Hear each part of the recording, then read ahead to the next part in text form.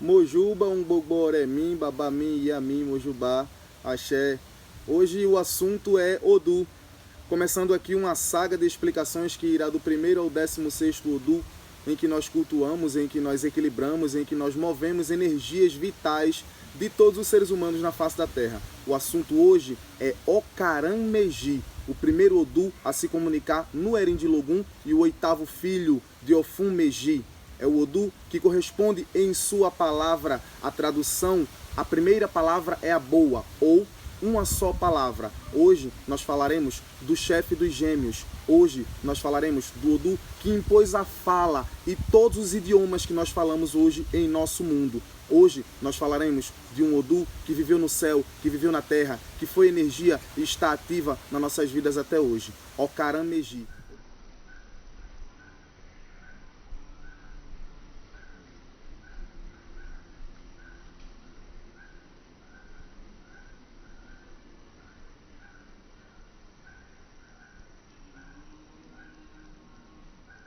A palavra Ocaran faz alusão a uma só palavra, ou a primeira palavra é a boa. Por quê? Porque na maioria das passagens desse Odu pela Terra, tanto como energia no Opelê, como quando o ser humano, quando o Eborá e no céu em seus trabalhos, ele sempre foi um Odu que dava duas mensagens, uma a um povo e uma a um ser humano. E aquele ser humano sempre estava propício a exercer aquele alto cargo que era procurado por aquela sociedade. Então, pela primeira palavra e o primeiro ebó e o primeiro aviso que Ocaran dava, no segundo ele sempre beneficiava os dois lados. Então, a primeira palavra dele já valia pela segunda. A primeira palavra é a boa, a primeira palavra é a que vale. Uma só palavra, ou seja, duas palavras, dois conselhos, dois ebós, dois povos, no qual ele fazia se tornar a solução de um único problema. É um Odu que é formado pelos elementos naturais terra sobre água, o que faz eclodir dele uma certa sensação de sufoco, uma sensação de estreitamento, uma sensação de falta de espaço, uma sensação que oprime o ser humano que está na energia de Ocaran Meji, que ele está em constante opressão, que ele está se sentindo sem espaço, fora de um mundo, aquele que não é dele, se sentindo fora do lugar, fora das pessoas, por longe, estreito, sem possibilidade de caminhar. Os antigos babalaôs, eles falam que Ocaran Meji é tido como o pai da oratória, que ele é tido como o Odu no qual foi imposta por ele a fala humana e todos os dialetos que existem na face da terra. Então, pera lá, raciocina comigo. Se Orixá, naquela época, não cultuava Orixá cultuava Odu. Orixá equilibrava Odu com os babalaôs, sacerdotes de Ifá da época. Eles conheciam Ocaran. Se Ocaran era um Odu no qual é o Odu no qual foi imposta a fala humana e todos os idiomas que existem na face da terra. Então, se Orixá também é divino e convive com essas energias, consequentemente, Orixá também deve entender todas as línguas que se falam na face da terra. Se é uma divindade, eu creio que ele não seja limitado apenas ao Iorubá. Isso me faz pensar nas pessoas que se sentem desconfiadas em rezar em português para seu santo. Não é rezar Pai Nosso, Ave Maria, mas pedir, meu Pai Ogum, minha Mãe Ansã, me proteja nesse momento. Há quem diga que ele não vai ouvir, porque Orixá é Yorubá, Orixá só entende Orique, ele só entende Adura, ele só entende Cantiga. Não! Orixá, assim como Ocaran Meji impôs, ele entende toda e qualquer língua, qualquer idioma que exista na face da terra. Está aí o porquê de Ocaran Meji ser tido como o imposto da fala humana na face da terra.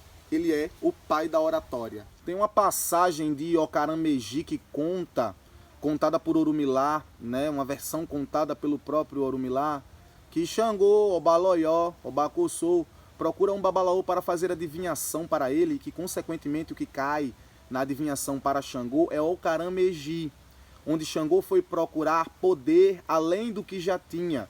E Ocaran Meji designou para ele um ebó, no qual ele ganharia o poder procurado e que todo e qualquer orixá teria o que desejasse. Acho que ele não prestou atenção nessa parte, né?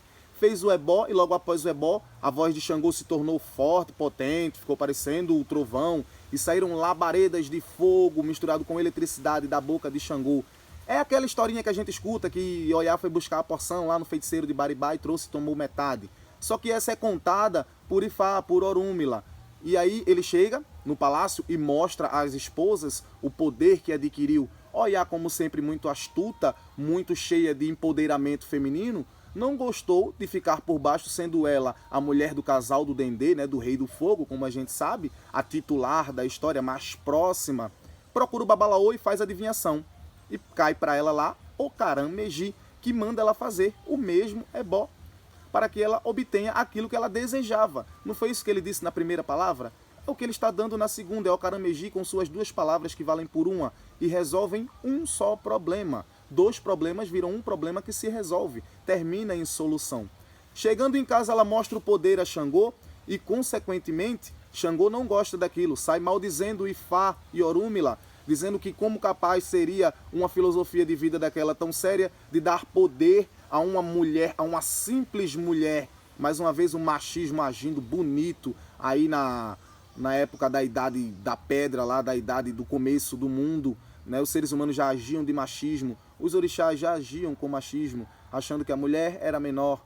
E aí, consequentemente, Olorum foi a quem Oiá recorreu, e ele sim mostrou o lado justo, o equilíbrio dos dois lados. Ele impôs que dali para frente Xangô teria a voz de trovão e botaria labaredas, sim, pela boca, mas que só haveria combustão e conseguiria fazer os incêndios por onde passasse se Oiá falasse primeiro que ele, emanando a sua luz clara que saía de sua boca, com suas labaredas e eletricidades mais claras, de tom feminino, digamos assim. É daí que a gente, hoje em dia, só consegue ouvir o barulho do trovão se nós vermos primeiro o clarão do raio. É Oiá quem fala primeiro que Xangô, tanto no Ere de Logum, como na natureza, como na vida de um filho. Pensemos na igualdade que Ocaram Meji nos mostra e quanto ele pode ser resolutivo. Ele pode tornar dois problemas em uma solução. Ocaram Meji. As pessoas que nascem com a energia de Ocaram Meji posicionada no seu Orieledá, no centro da sua cabeça, ou do qual não transita, não se move, está em constante energia com a vida do filho, elas são pessoas que geralmente são misteriosas, são pessoas tristes, são pessoas medrosas, são pessoas desconfiadas, são pessoas que são dotadas de uma exatidão nata. Elas costumam ser muito exatas naquilo que falam, naquilo que pensam, naquilo que fazem e naquilo que agem. São pessoas que adoram ajudar ao seu próximo, elas nasceram com o dom de ajudar. Porém, a vida só propõe a essas pessoas a ingratidão, só propõe a essas pessoas a falta de reconhecimento. Os filhos de Ocaram Meji, eles costumam não ser reconhecidos pelos atos bons que cometem com os seus irmãos semelhantes ou qualquer tipo de pessoa que seja que ele ajude, ele nunca vai ser reconhecido por aquilo. São pessoas que têm uma mediunidade boa, são pessoas que são invulneráveis a feitiço. Ocaram Meji dá essa dádiva ao ser humano que é filho dele de ser invulnerável de feitiço. Isso são coisas boas e ruins, pois como sabemos a energia ela tem parte boa e parte ruim. Então, consequentemente, um filho de Ocaram Meji tanto faz ele não pegar feitiço do mal que é jogado para ele, como ele não conseguir ser encantado, ser enfeitiçado por um orixá ou por qualquer outro tipo de espírito aqui na Terra, justamente porque ele é invulnerável. Ele não se enfeitiça, ele não se encanta com nada. Essas são uma das qualidades, características e influências de Ocaram Meji na vida de um filho. É um Odu que quando está bem equilibrado, quando está bem cuidado, bem apaziguado na vida do filho, ele pode proporcionar uma boa vocação religiosa para o filho. A eloquência faz parte da vida do ser humano que tem o Ocaram Meji equilibrado. Você vai conseguir resolver problemas enormes com um simples entendimento. Você vai ter virilidade, homem. Você, mulher, você vai ter uma ótima sexualidade. Você vai ter boas ideias, boas respostas, bom êxito, bom caminho e, consequentemente, você poderá ter até de Ocaram Meji uma riqueza repentina fazendo parte de sua vida. Já quando está desequilibrada, não apaziguada ou esquecida, porque o ser humano ele tem costume de fazer isso, né? O candomblessista principalmente, com todo respeito, eu sou candomblessista, né? Ele tem costume de esquecer que Odu existe. Gente, até o orixá cultuava Odu, até o orixá apaziguava Odu para ter êxito na vida. Nós, seres humanos, cultuamos quem cultuava os Odus. Então nós temos que cultuar Odu também. Mas a gente esquece que Odu existe. Então Ocaram Meji é um Odu que, quando está desequilibrado, ele causa de uma forma natural na sua vida. Você vai imaginar e pôr a culpa em qualquer coisa. Você só não vai acreditar que é Odu que está desequilibrado. Okaran-Meji, ele pode causar roubo, ele pode causar choro, ele pode causar briga, barulho, aborto, ele pode causar a pobreza, ele pode trazer para você doenças crônicas, feiosas em meio ao sistema urinário, em meio ao sistema reprodutório. Okaran-Meji, ele pode trazer para você a falta de fé. Okaran-Meji, ele pode trazer para você o fanatismo religioso.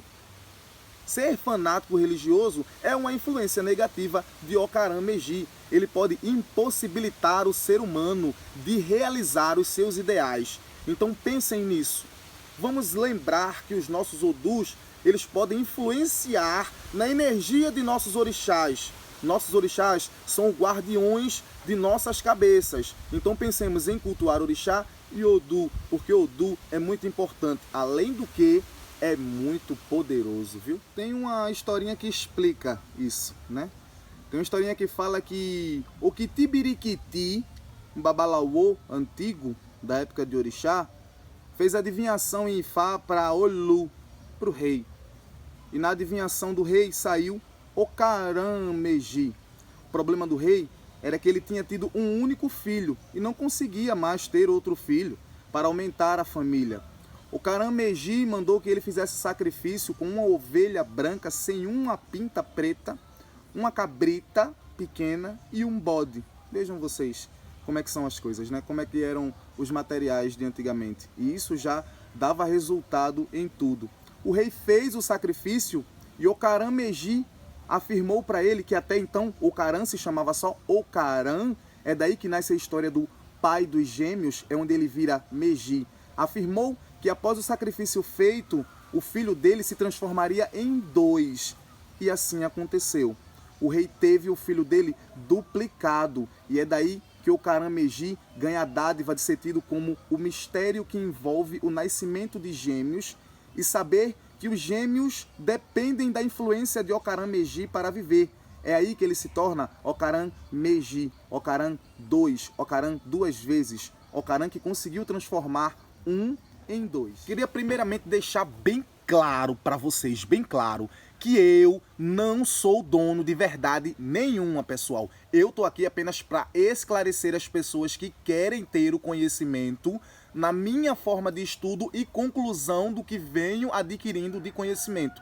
Eu não sou o dono da verdade.